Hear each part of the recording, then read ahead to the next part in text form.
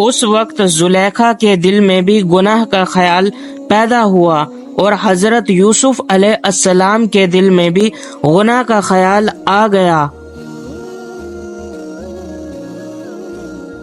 کون مسلمان ایسا ہوگا جو رمضان کے مہینے کی برکت سے واقف نہ ہو؟ اللہ نے یہ مہینہ اپنی عبادت کے لیے بنایا ہے، اور نہ جانے کیا کیا رحمتیں اللہ تعالیٰ اس مہینے میں اپنے بندے کی اور فرماتے ہیں۔ ہم سبھی ان رحمتوں کو گن بھی نہیں سکتے۔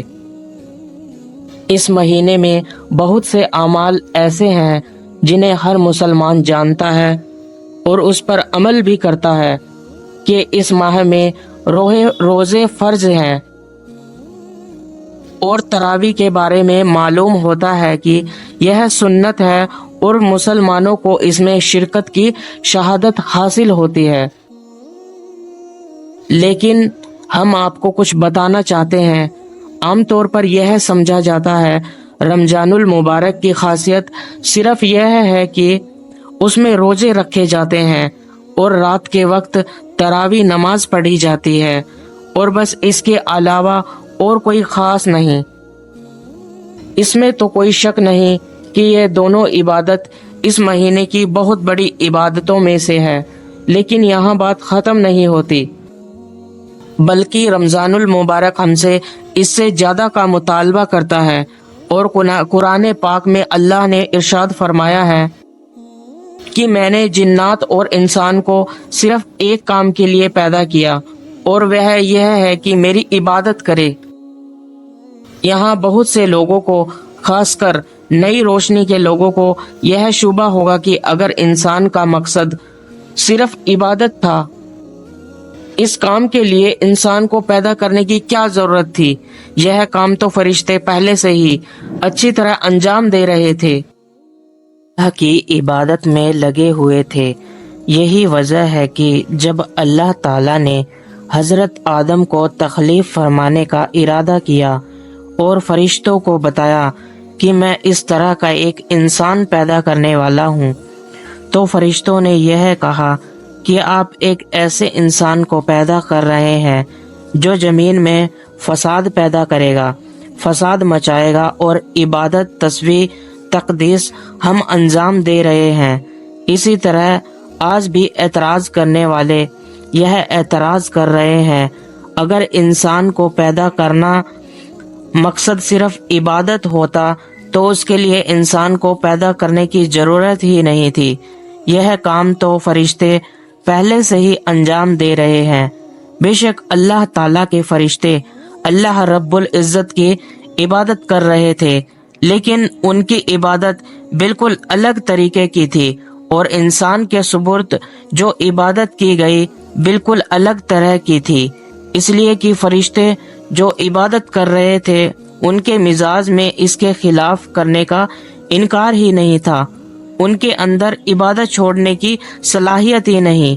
اللہ تعالیٰ نے ان کے اندر سے گناہ کرنے کا سوچ ہی ختم کر فرما دیا۔ نہ تو انہیں بھوک لگتی، نہ ان کو پیاس لگتی، نہ ان کے اندر شہوانی تقاضا پیدا ہوتا ہے۔ ان کے دل میں گناہ کا خیال تک بھی نہیں گزرتا۔ گناہ کی خواہش اور گناہ پر ایک دام تو دور کی بات ہے۔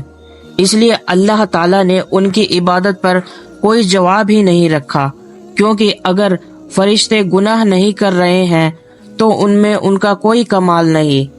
اور جب کوئی کمال ہی نہیں تو پھر جنت والا ثواب بھی نہیں ہوگا۔ جیسا کہ ایک شخص آنکھوں سے اندھا ہے، جس کی وجہ سے ساری عمر اس نے نہ کبھی فلم دیکھی، نہ ٹی وی دیکھا، اور نہ کبھی غیر محرم پر نگاہیں ڈالی، بتائیے گناہوں کے نہ کرنے میں اس کا کیا کمال ظاہر ہوا؟ اس لیے کہ اس کے اندر ان گناہوں کے کرنے کی صلاحیت ہی نہیں ہے۔ اس لیے ایک دوسرا بندہ جسے سب دکھائی دیتا ہے، جو چیز چاہے دیکھ سکتا ہے، لیکن دیکھنے کی صلاحیت موجود ہونے کے باوجود جب کسی پرائی محرم کی طرف دیکھنے کی خواہش دل میں پیدا ہو تو وہ فوراً اللہ تعالیٰ کے خوف سے نگاہیں نیچی کر لیتا ہے۔ تو اب آپ بتائیے، یہ دونوں گناہوں سے بچ رہے ہیں لیکن ان دونوں میں زمین آسمان کا فرق ہے۔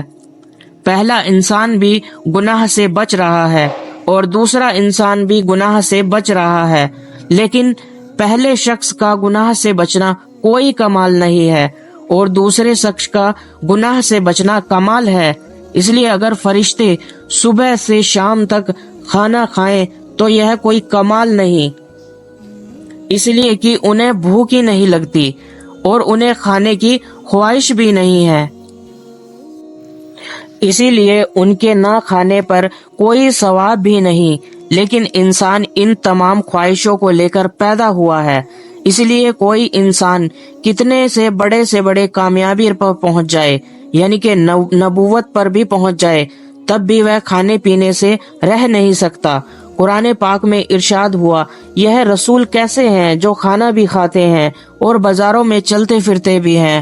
تو پھر برادران اسلام، کھانے کا تقاضا انبیاء کے ساتھ بھی لگا ہوا ہے۔ انسان کو بھوک بھی لگ رہی ہے لیکن اللہ کے حکم کی وجہ سے کھانا نہیں کھا رہا،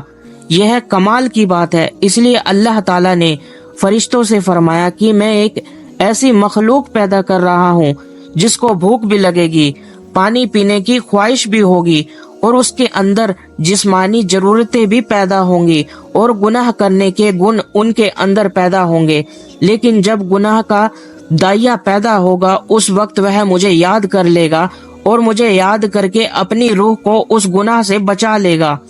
اس کی عبادت اور گناہ سے بچنا ہمارے ہاں قدر و قیمت رکھتا ہے، اور جس کا کروڑوں گنا ثواب اور بدلہ دینے کے لیے ہم نے جنت تیار کر رکھی ہے،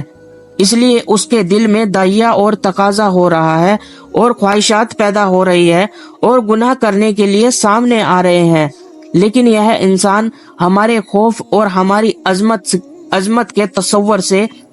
اپنی آنکھ کے گناہ سے بچا لیتا ہے،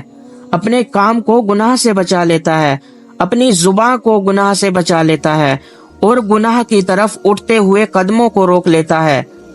تاکہ میرا اللہ مجھ سے ناراض نہ ہو جائے۔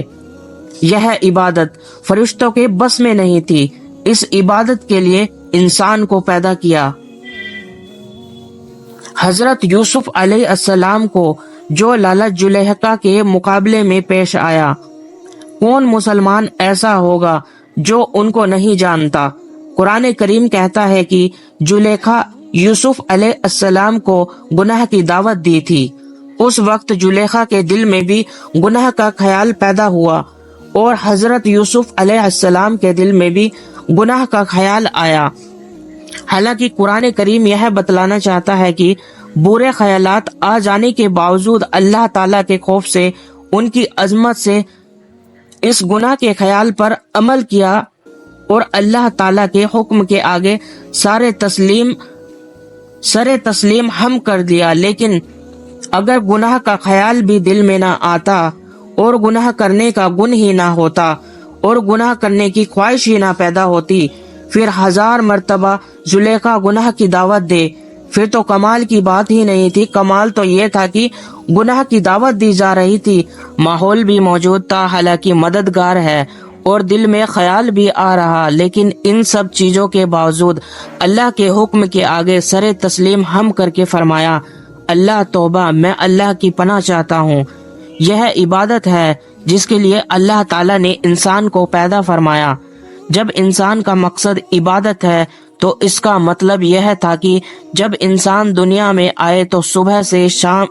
سے لے کر شام تک عبادت کے علاوہ کوئی اور کام نہ کرے اور اس کو دوسرے کام کرنے کی اجازت نہ ہونی چاہیے۔